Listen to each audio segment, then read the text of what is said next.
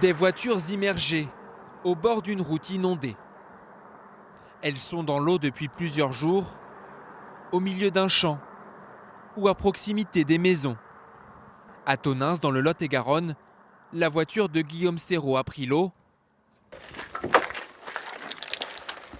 Il constate les dégâts de la crue. Ça a moisi avec l'humidité en restant fermé et puis il y a de l'eau qui est montée jusqu'au niveau des sièges, quoi, facile. On le voit là sur la porte là-bas, c'est au niveau de la moitié de l'enceinte à peu près que c'est monté.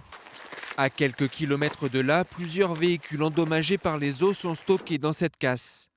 Même s'il n'y a pas de dégâts apparents, le moteur peut être hors d'usage. Donc là, on voit bien que le fil d'eau, l'eau s'est arrêtée à peu près à ce niveau. Donc ça veut dire que si par exemple la prise d'air moteur est vraiment basse, avec le remous, ça peut aspirer de l'eau, donc aller un moteur. Dans le Lot-et-Garonne, la décrue a commencé, mais elle est lente. Avec la diminution du niveau de l'eau, certaines voitures sont de nouveau accessibles et seront déblayées dans les prochains jours, avant d'être démantelées pour récupérer les pièces encore en bon état.